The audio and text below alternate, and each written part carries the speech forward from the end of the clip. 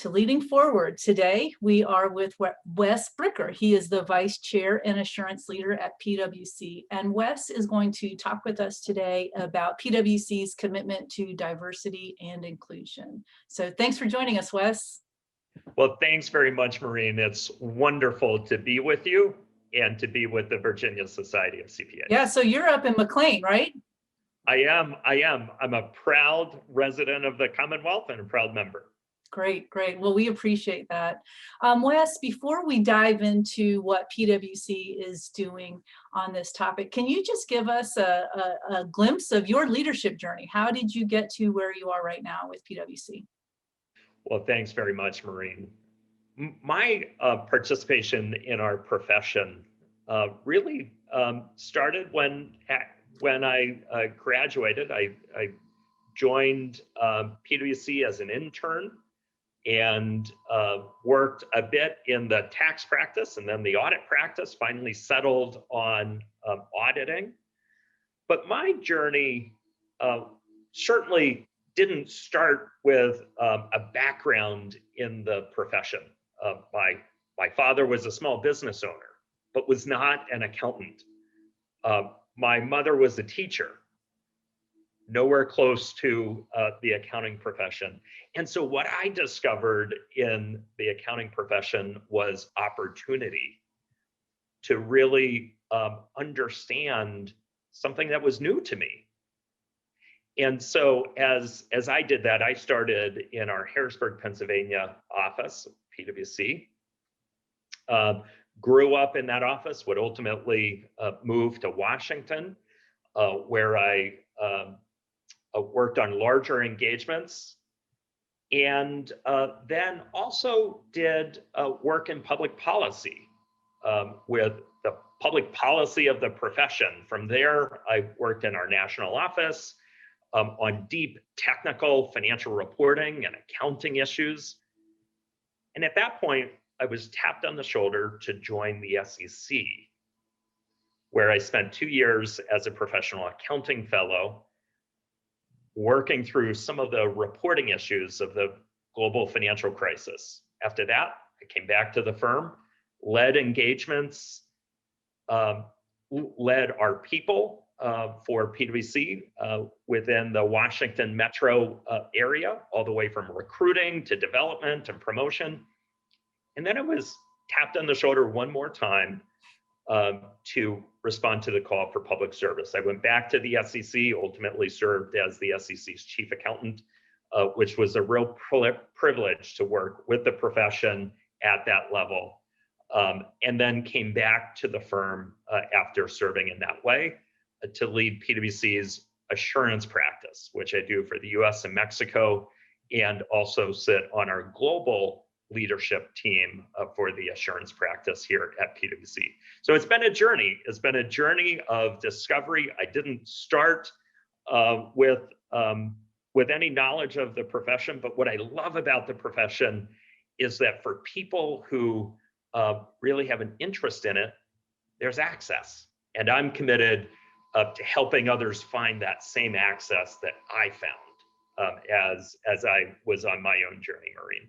So you obviously have seen a lot of change within the firm. Just, you mentioned a lot of the technical issues, the global financial crisis. You've really seen a lot. And along with that, you've seen a lot with the organization's commitment to diversity and inclusion. And one of the things that we were chatting about before this is PwC really has had their commitment for a while. It's not just been the latest fad. It's been really been a noticeable commitment. So can you just tell us a little bit about PwC's commitment to diversity and inclusion and maybe how it has evolved, and especially in the last year? Yeah. Thank you for asking that question. It is something that I'm passionate about, and I join all of our partners and leaders at the firm in being passionate about this topic of diversity and inclusion in our firm, but also in the profession and in business and in society much more broadly. We want to be the change We want to drive the change that we want to see in the world. It starts with us, and it starts with the inside of our organization. That's the change we want to see. So we've been focused on driving sustainable change in diversity and inclusion for quite some time, as you mentioned, Maureen. COVID was an accelerator in many ways of the change that we need to see. And what I mean by that is COVID has changed certainly the way people work and relate. And in some ways, there are positive aspects of that, but in other ways, there are additional leadership challenges. Communicating by video, for example, everyone has the same size of box. So hierarchy is really reset in a virtual environment, but equally, it can create distance between leaders and people, distance between team members, where we have to be purposeful about connecting, making sure everyone has a voice, everyone feels that belonging, everyone has a seat at the table. So we've been very focused on not only our diversity and inclusion journey over time, but also leading as COVID has accelerated our need to be very purposeful about this. You know, one thing that you just made me think about when you said we all have the same size box. And I hadn't heard that as a resetting, but I had heard someone say, you know, when you're looking to get a seat at the table, but there is no table, how do you navigate that? So it has changed things in ways that maybe we're not even aware of right now. Yeah. Well, one of the first steps that we found in our journey is the importance of being accountable. It then goes beyond the importance of committing to diversity and inclusion. That's an important step. But it reaches beyond that to defining what that means in a concrete, a practical way, and then being accountable as leaders for making progress. I would say that's the first thing we learned. One of the ways in which we've delivered against accountability is by reporting. As accountants, we live reporting. We know reporting. We're very concrete. Well, we used that same discipline in diversity and inclusion. And last year, we published our first annual diversity and inclusion transparency report. It's available on our website. I'd encourage our listeners to go look at it. And it outlines our diversity strategy and our data, but also our progress of our actions and a commitment of our firm to continue to report annually. And what that does, that transparency of where we are, we're not satisfied with where we are, but that transparency of where we are helps then drive accountability for more forward progress. It helps communicate to all of our people internally where we are, not just a small group of leaders. It also helps communicate to our stakeholders where we are, not just the firm. And so it helps reinforce our strategy and our actions with clear accountability for continuing to make progress. What are some of the types of data points that you report on? Yeah, so we report the full life cycle from recruiting. What is the representation of the class that we're recruiting? We also report on retention. We report on promotion. We report on pay. So it's the full life cycle. As we looked at our opportunity to put together this report, we looked at the we set a target of being the most transparent among business on a topic that we really care about for our people, for our values, and for the experience that we're creating.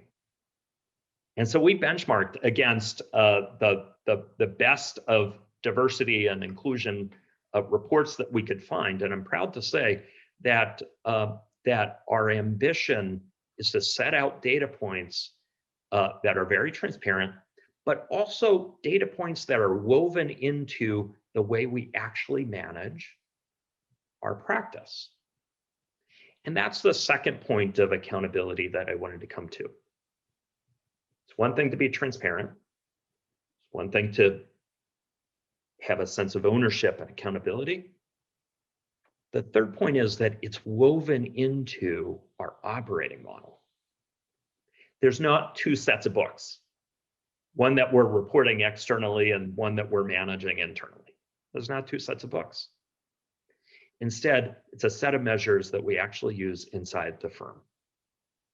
And that creates the confidence for all of our people that the narrative they read outside of the firm is also the experience they get inside of the firm. Now, it also creates an opportunity for feedback because we're not perfect and we're not at the end of the journey. It creates an opportunity for a conversation and feedback from all of our people around where we can move next. What have you recently, or maybe over time, maybe it's improved, but what are some of the areas in that life cycle that you feel like has more opportunity for improvement? Yeah, I think there's more opportunity for all of us, whether it's the firm, whether it's the profession. It's an opportunity to continue to focus on cultivating an environment that supports open dialogue. And that's hard. I don't want to walk past the complexity of this topic, the complexity of learning and growing from this effort. If our listeners find it hard, I'll join them and say, this is hard, but it's worth doing. Hard things in life are worth doing. And so number one, we've learned that it's important to create an environment that supports open dialogue on complex and difficult conversations around diversity and inclusion. Recognizing that, giving voice to that, and then moving forward is important. The second piece is implementing and expanding training and education around unconscious bias. That's an important element of this as well.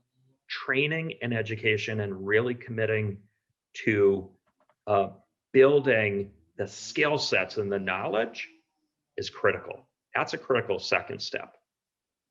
And then the third piece is understanding the best known, even the unsuccessful, diversity and inclusion programs and initiatives.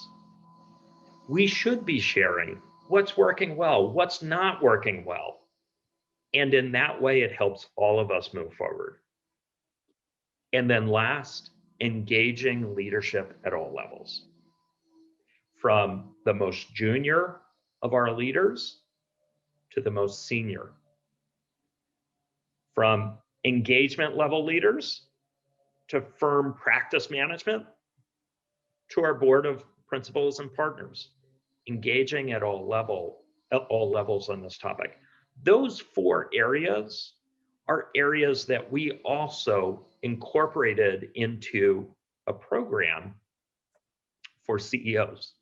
The CEO action for diversity and inclusion, those come out of our own experience on this topic, and those come out of experience that we see other business leaders also focusing on. I'm glad that you brought up the CEO action. It has been a resource that has been of great value to our organization, and we talk to our firms about it a lot, because it is just, everyone has shared what they've done. There's so many resources. Some of the things, once we signed on as an organization, we did training for our board of directors on unconscious bias. We did it for our staff. We've been holding these conversations throughout the year, and coming up, we're going to be doing our first day of understanding, which we're really excited about. And that's all thanks to the platform that you all have provided. So thank you for that. And I think that's a great message that our members need to hear about, and CEOs more broadly. We have 2,000 signatories, and it's growing. This started from a coalition that we co-founded. We co-founded with a group of other world-leading organizations. We started it in 2017. We're now at 2,000 CEO signatories, and we're counting. And it's really around those 4 core concepts: cultivate the environment, build in knowledge through training and education, share best known practices, even ones that don't work, so we can all learn from those, and then engage boards in the development of diversity and inclusion programs. One of the additional things, Maureen, that we learned last summer as the US came through horrific events, adding on top of that COVID, what we learned within our firm, just to express those core concepts, we needed to take a series of additional specific steps. So we created a diversity and inclusion staff advisory council. We wanted to hear from our people more specifically, more frequently, and synthesize that voice because there were a lot of ideas. We wanted to synthesize it and engage all of our people in helping to move forward on racial equity from last summer. So we created a staff advisory council. And then from that staff advisory council, again, the concept of transparency, we reported out to the entire firm. For the US firm, that's 55,000 people. What are the recommendations? Where are we moving forward on those? But we also wanted to stretch beyond the firm. And so we created opportunities for our firm to donate to social justice organizations alongside our people. Donate both time as well as their resources. And then we empowered our people to operate at a local level because many of those experiences were local. But as they were empowered at a local level, it also created an opportunity to report up through the firm so that we had visibility and transparency into that. We could share ideas from across the firm so that we were putting our best minds towards some of these issues. And that created for us then the next CEO action platform, the CEO action for racial equity, to help begin to identify and solve on a sustainable basis the public policy challenges. And so the CEO action for racial equity is a second big platform that we're really excited about. And it's designed very similar to CEO action for diversity and inclusion, but with a couple of differences. One is it's fellowship-based.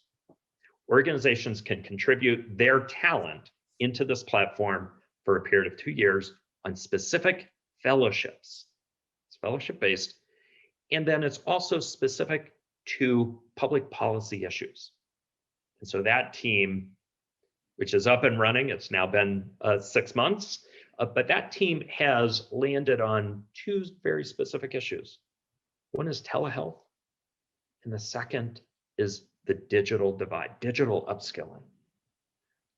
Health and the right skill set can help enable a wider participation of all of our people in society into productive ways, whether it's the profession, the public accounting profession, or much more broadly, having the right skills and having the right health programs help all of us operate at a much higher level. I love what you're talking about. It just broadens, I guess, the thinking of that what we've had typically in the CPA profession, you know, of how to make a difference. You know, in Virginia and many states, the whole broadband issue is coming up for our members, and it's really great to see them starting to talk about this in terms of education and, you know, entrepreneurship. And so I think that our members, from what I've seen, have typically not talked, at least in our forums, about these types of things that are, you know, more societal based. But the push is becoming, we've got to talk about them, and we have to act on them. So those are really interesting recommendations from the group. I love your point about acting, and it really I just underscore for all of our audience that in many ways this is a topic, diversity and inclusion and participation is a topic that requires us to listen and to hear, but then to act, and for our people to see that action and identify with ways that they can participate in that action. That I think we've crossed over the period where words alone sort of are sufficient to get by. That's never been sufficient. But words as a strategy is no longer a sufficient strategy for any organization. This requires action. And as we've gone through this experience with many other organizations who are learning with us, it's that action that then helps us create a much better organization. One of the very specific areas that we learned over time, you know, taking a discipline that I know many accountants will identify with, and that is problem solving through a root cause analysis, where you see an error in a financial statement, or you see an error in a tax return or some other report, and you begin to ask, well, why? Why did that error come up?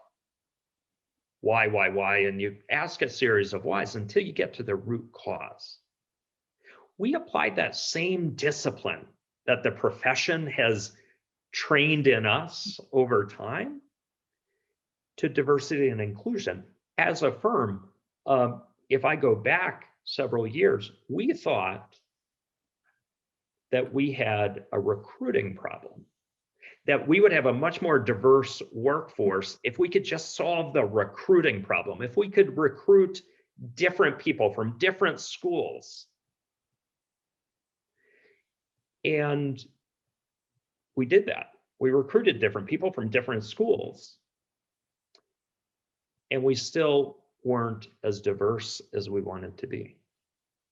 So we had to go through a root cause analysis. Why? And we discovered that we had to not only recruit the right people, but we also had to retain those people. Right. And that required us to then look differently at the way we engaged at a process level around review of performance, assignment to engagements, the feedback that people would get, how they would get it, the access to opportunities. All of those things were retention problems, and it was the profession's training around root cause that help us move forward. And so action done with the profession's training around root cause, but being willing to really lean into that can really drive different outcomes. So again, we're not happy with having hit the destination. This is still a journey for us, but that's some of the learning that we've encountered over time. Right. So Wes, given all of this that your firm has learned, what is something maybe that you personally have learned? Where have you grown over these years? Yeah. What I've learned as a leader, as a white male leader, is that there is always more for me to do as an ally of all of our people. So one, the importance of being an ally. Number two, I've learned also as a dad in a multiracial household, the importance of connecting with the experience of others. Some may know my wife is Korean American. My kids are Korean American, and I'm so proud of them. I have two boys and a daughter. So I have the wealth of diversity in my household, but also the intensity of desire that they'll get the same privileges that I have as a white male. That equal or equality of opportunity is what we're really pursuing here. And so what I've learned as both a leader and a husband and a dad is the importance of leaning in and understanding the perspectives of all of our people, and then acting to create an environment where all of our people can feel like they belong, where their voice is heard, and they're safe. That's what I'm committed to. Wes, it's interesting what you brought up, because I have two children. They were born in Korea. They're adopted. And this past year, few months has been very interesting in our house. And it really made me reflect on their life and how things had been there, and just the awareness, or maybe the cultural norms that were there, 10, 15, 20 years ago, are the unconscious bias is really, really shown a light very personally. And I think about having difficult conversations even in my own house. Right. If it's hard to talk in your own house, think of it with others. So it's just interesting that you brought that up and that connection. So thank you for sharing that. Yeah, the importance of all of our people to feel safe. For example, we see the horrific incidents of anti-Asian behavior on the streets. That has no place in our society. Right. It certainly has no place in our profession, and it has no place in our firm. And so it takes all of us to make sure that our people feel that they feel safe, they feel heard. One of the very specific things we've done as a firm, this gets to accountability as well. We look at data. As much data as we can find inside the firm, we scrutinize it. We get outside perspectives around whether we're looking at the right data, whether there's a different way to look at the data, so that we make more informed decisions. The second thing we do, we incorporate into our definition of leadership that we use in evaluating an individual's readiness to be promoted. Also, their performance in a given year.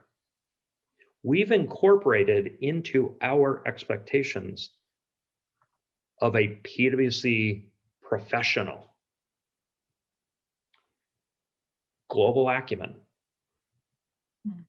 their track record around diversity and inclusion. Again, getting beyond labels to the day-to-day experience that they can create for our people. Why? Because it creates a better, stronger set of people, better, stronger firm, and we deliver higher quality services. Right. We're at our best as a firm, living our purpose of building trust in society, solving important problems, whenever we're bringing the widest set of perspectives and experiences to our work. Because our work is led by people. It's enabled by technology, but it's led by people. And so it's so important that we've incorporated it into the core definition of what it takes to be successful at our firm. Right. It's not optional. It's not optional. So for some of our firms, smaller companies, don't have the breadth of resources that you have, or other multinational firms, what are some reasonable steps or first steps that you might suggest they take? Yeah. I would say the first step is sometimes the hardest step. And that is being clear-minded about why diversity and inclusion is important to your organization. That it gets beyond just words and a value statement, although that's important. I don't want to minimize it. That's important. But really landing on why it's critical to the success of the firm, the organization. It's in landing on why it's important that then translates strategy into the operating model of our firm. And from the operating model of the firm or the company, translates into the reporting that we need as leaders within the organization to understand how it's going. Do we have the right measures? Are we measuring the right things? Do we have the right data? That's internal reporting. Is it being escalated all the way up to the board? And then the last step is transparency, disclosure outside of the organization. The reason I go in that sequence from strategy to operating model to information inside the organization in landing with disclosure outside is that that's what it takes to commit to diversity and inclusion from top to bottom. And it gets beyond value statements. It gets beyond just a diversity report sitting on a website. It embeds it as a commitment for the success of the organization. That's the first step.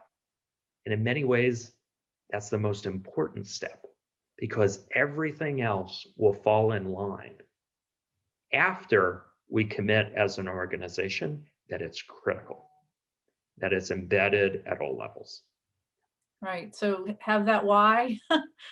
Right. Really believe it. That's right. That's right. What I found over time, I worked on these issues here at PwC. I worked on these issues at the SEC when I served as chief accountant. What I found is that our people are smart. Our people are sharp. We should expect that our people will ferret out instances where we're just sort of painting an aspiration, but aren't really committed. Right. They'll hold us accountable. And that's a really good thing. So a good second step is to really bring in feedback from our people. Show them the strategy. Be transparent around what we're doing and get their feedback. Is that asking the question? Is that creating the experience for our people to feel like they belong, have a voice, and are safe? Is that the experience that we've created? And if not, how could we change? Right. So that's the important second step. So maybe not be afraid to hear no. You need That's to right. you need to do more, or you're going the wrong direction. So asking That's the right. question and wanting to hear the answer. That's right. That's right. And sometimes that's hard. It creates vulnerability as leaders. But this is a time to be confident that although we may not achieve the destination immediately, starting the journey is critical. Right. Right. So Wes, you've really given us so much to think about. And I have one more question for you. What do you do for fun? What do you do in your free time that gets you away from all of this heavy, heavy stuff? Thanks for that question. I enjoy spending time with my kids in Little League. So I have a Little League player. I have 2 rookie ball players. I have twins. 2 of my children are twins, boy-girl twins. Outside of that, I love reading. I love talking with people. I enjoy history, understanding how we got here, because that unlocks so many ideas about where we're going in the future. Right. So family is really any important to books? me, and Sorry, go understanding ahead. context. Yeah. Any books you'd recommend? You know, I'm reading right now Bill Gates's latest book on climate, and he comes at it from a very data-driven approach. So I'm just getting into that and understanding climate from Bill Gates's perspective. That's some heady stuff, I'm sure. Well, Wes, I really appreciate your time today. I appreciate PwC's commitment to this, not only for the profession, but for the broader business community and the world. So you guys are doing great stuff, and we really, really appreciate it. So thanks a lot. Thank you very much, Maureen.